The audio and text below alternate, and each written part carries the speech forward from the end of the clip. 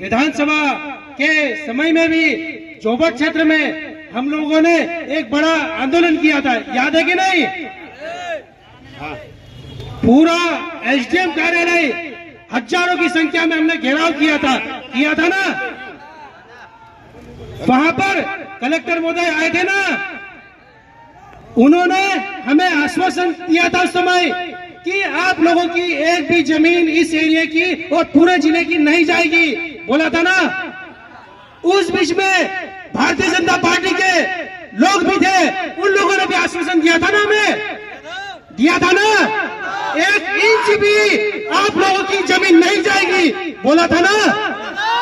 जैसे ही विधानसभा खत्म हुआ, लोकसभा खत्म हुआ, फिर से पुनः हमारे खट्टाली गांव कस्बे में फिर से ग्रेफाइट निकालने के लिए अधिकृत कर दी अंतर्राष्ट्रीय कंपनी को।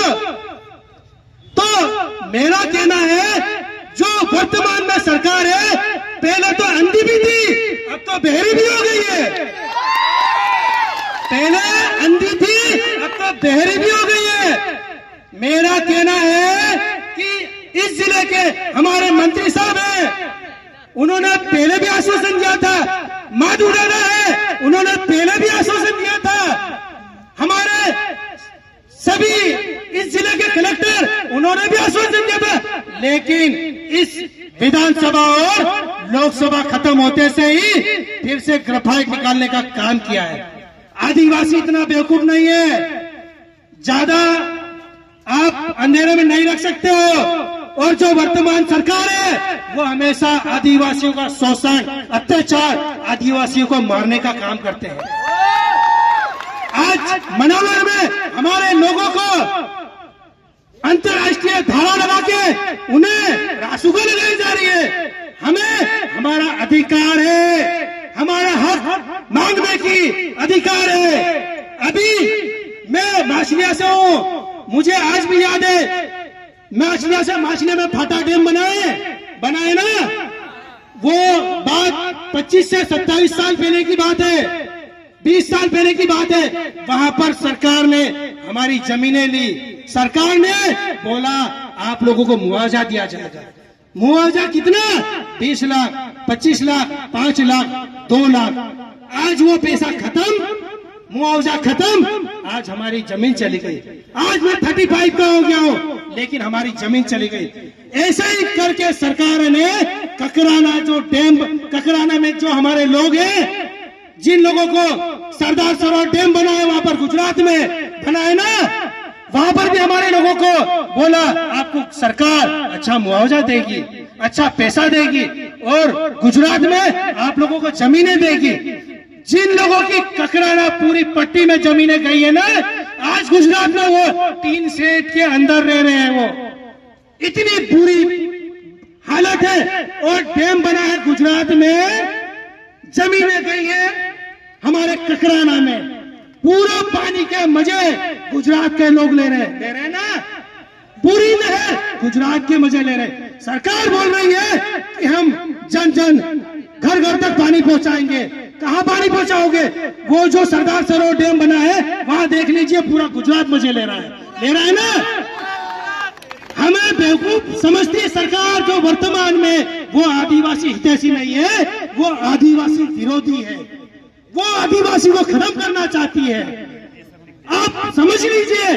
फिर मैं वापिस दोहरा रहा हूं, हम लोगों ने धरना प्रदर्शन ज्ञापन गांव-गांव जाके लोगों को समझाया कि जमीन हमें 1 इंच भी देना, लेकिन पार्टी के दल के लोग आके हमें समझाइश दी कि आपकी 1 इंच भी जमीन नहीं जाएगी।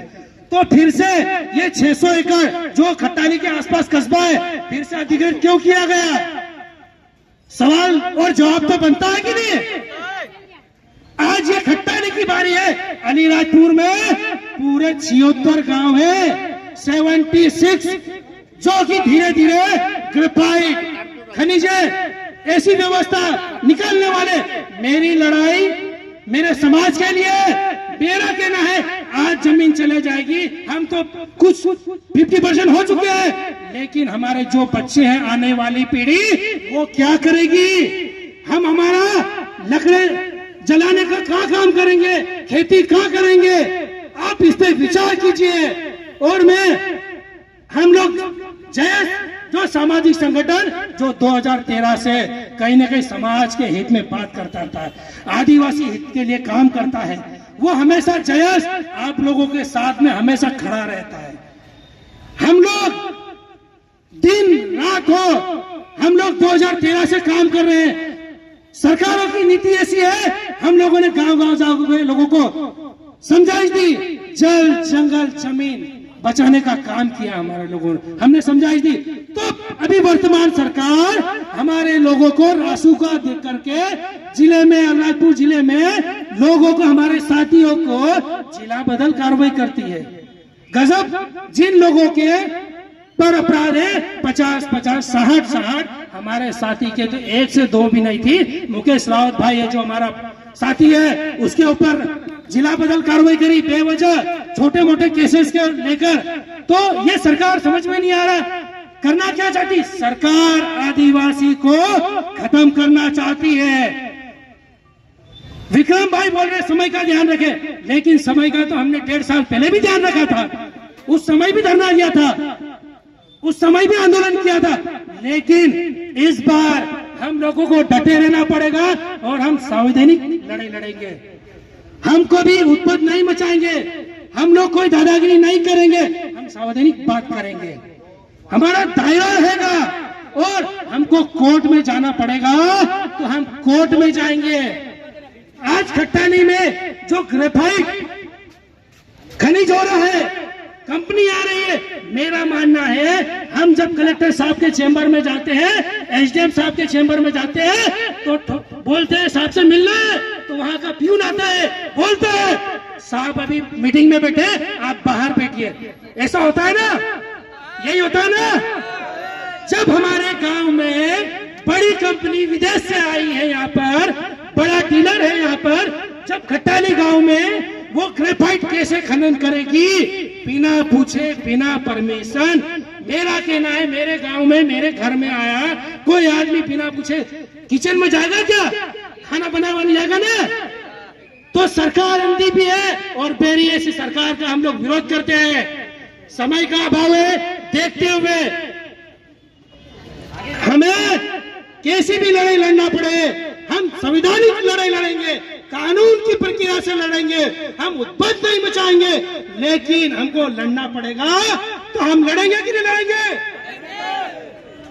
जब वक्त आएगा तो ये तो अभी कुछ हमारे 3 से 4 गांव के लोग हैं, जब वक्त आएगा ना, विश्व आदिवासी दिवस 9 अगस्त आ रहा है, उस दिन पूरे जिले के लोग अलीराजपुर में हर एक घर से, हर एक गांव से पूरा ग्राउंड, कॉलेज ग्राउंड भर देंगे। जब तक हमारी जो नीलामी की गई उसको निरस्त किया जाए, या सरकार या सेंट्रल गवर्नमेंट हो, उन्होंने उस कंपनी को कैसे अधिकृत किया, नहीं तो 9 अगस्त के बाद बड़ा निर्णय लिया जाएगा। अनिश्चित हड़ताल करना पड़ी तो भी अनिश्चित हड़ताल करेंगे कि नहीं करेंगे? साथियों, समय का अभाव देखते हुए मैं मेरी वाणी को यही विराम देता हूं। जय जोहर का नारा है, जय जोहर का